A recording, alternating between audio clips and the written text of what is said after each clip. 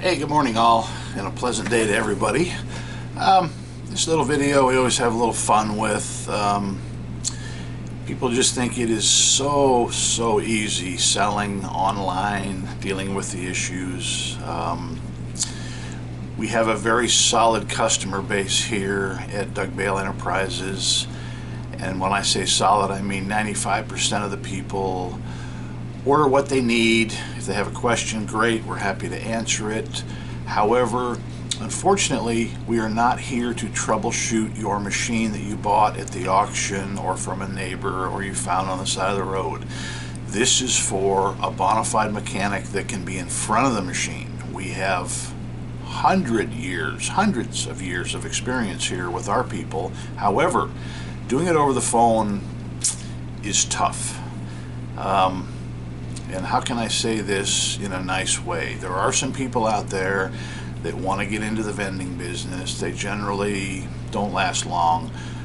You need to be mechanically inclined. You need to know about basic, maybe electricity would be a better word than electronics. However, some electronics background is important so you don't have issues along the way. But anyways, we used to sell on Amazon. We tried it, and before I tried it, I talked to a couple people, and they had tried it.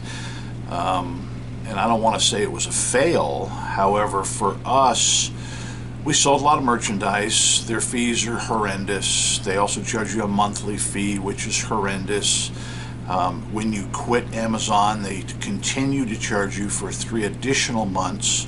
For the simple fact that if something comes back after 2.5 months and you've quit selling, they want to be able to have money in your account to be able to refund for those products. And that's the focus of this video, is refunds. Refunds only cost us all money because it's passed on to the end user.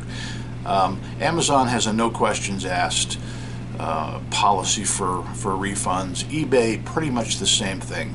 I don't believe ever one time that the eBay people found us in favor of a refund and either not allowing it or not issuing a refund. They always took the money and sent it back to the customer regardless of the reason. So I remember once on Amazon, it was the last sale I made, and it led me to quit that day for Amazon. The guy bought a Coinco or validator, I don't remember which, and we shipped it in the morning, and that evening he had written a letter saying, how long do I have to return the item? Now this is the same day we shipped it and the same day he ordered it. Possibly overnight he ordered it and we shipped it in the morning. But I wrote him back and I said, well, you don't have the product yet. Why would you be thinking of returning it? We only sent it this morning and here's your tracking. He said, well, I just want to know if it's going to work in my machine. I don't really need it, so I want to return it. So at this point, I quit. I quit Amazon. eBay, not much better, guys. This is in here. I want to show you this box is still sealed. This came in late yesterday. This is a Coinco BA30B coin mech, kind of a specialized one because it takes 1s and 20s. It's one of the few models we still sell because there are still some earlier change machines that take a Coinco, whether it's a Mag 50, a BA30B, BA50B, something like that. Anyways, this is one that I built for this customer because we were out of stock. So I found the components on our core shelves and put this one together, ran it all morning, shipped it the next day. So in other words, it was thoroughly tested. It was packed well. We know Coincos are a little bit delicate in freight. They have that side box that can break. So anyways, he gets it, and I think it's been at least 3 weeks. It could be 4. And I get no email from the customer, just a note from eBay saying this customer wants to return this item. It is defective and doesn't work. You know, I've learned anymore just to save my aggravation and save my time. I don't even try to troubleshoot it with the people. It's cheaper for me to eat the freight, accept the return, and just go about my business and make 30 bucks that I lost in the next 20 minutes, you know, with the next sale. So anyways, what we're going to do is we're going to open it here. We're going to open it live, and we're going to test it. We're going to put it on our test jig. We're going to check the bills, and we're going to see exactly if this customer, in fact, was right and this reached him and didn't work, which normally not the case. So anyways, guys, give me a second here. We're gonna pan in on the box and open it up and check it.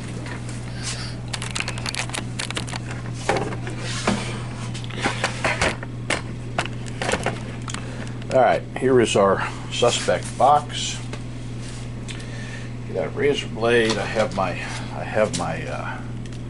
tester already turned on for the day.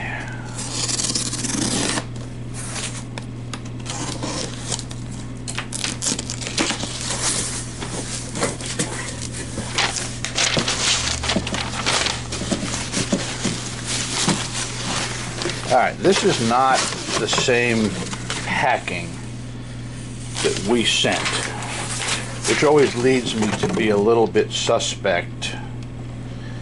And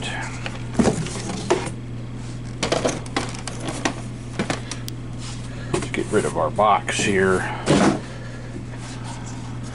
I'm also not completely positive. Yeah, not the same packing material. So why he would see, the fact that he sent this back after 3 weeks led me to believe that it was used, it probably worked. He threw the packing material away. That's therefore he didn't reuse it for the shipment. But anyways, that could be for several reasons. We do know that it wasn't a case when he got it, probably, that it did not work. Okay, so we're going to plug this in. Pins look okay.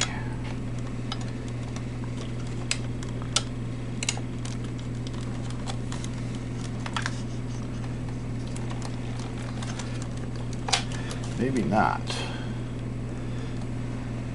No, he did bend a pin over. That's what's wrong with this, guys. Now what we're going to do, this is what we call operator error. The operator makes the error. Costs us money because we have to pay the freight in 2 directions. What I'm going to do is I'm going to open this box up rather than fight it and show you the bent pin.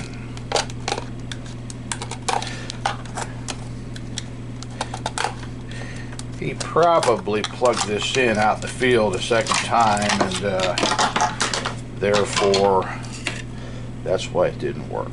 All right, I don't know if I can zoom in here or not. This pin on the left of your screen is bent towards the top of the screen. Okay, there's no way that's going to plug in. So what we're going to do, it's always easier, guys, if you expose the board, take it out, get it on the bench to straighten it. Now luckily it's just one pin. We straighten it easily with a little push from my finger. Alright, now we have a safe connection here, okay? So let's see what happens. We don't send these out in the field, guys, with a pin that is broken, or worse yet, that is bent, okay? It's not our style. This was checked by me. Alright. Get plenty of 1s, 5s, 10s, 20s here. Okay, waiting for it to warm up. Okay, ready to test. It's a pretty shady bill. That bill I put in was pretty soft, however, it still took it. We like to keep all different types of bills on our bench, okay?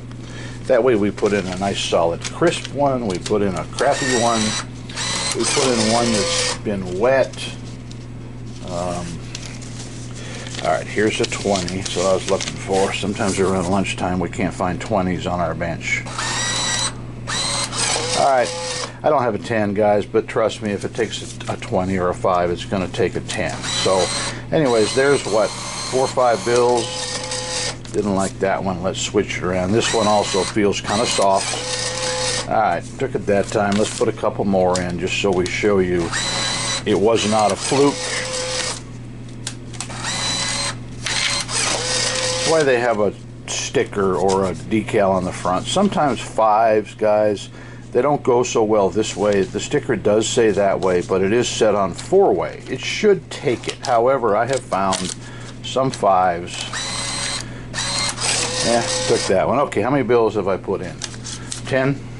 It's obvious that this person made an error. He forced the pin in, and the funny thing is, he said in the email it would not accept any bills. Well, it wouldn't accept any bills because he never even had it plugged in correctly, and it never even powered up. So anyways, guys, this is what a net loss of $30 looked like. I have to pay the freight 2 ways, waste of time, and if you're an eBay buyer, we block you so this doesn't happen again, because obviously we never make our money back from this same customer. So guys, all I'm getting at here is we may have to start charging for technical service. We never have believed in that, but it's the very few customers that text us 100 times and they still haven't even plugged in the unit yet. Those are the customers, unfortunately, we are going to need to get away from, as we just are too short a time this late in life. So anyways, guys, not wanting to be a Debbie Downer video, but this is what things are coming to.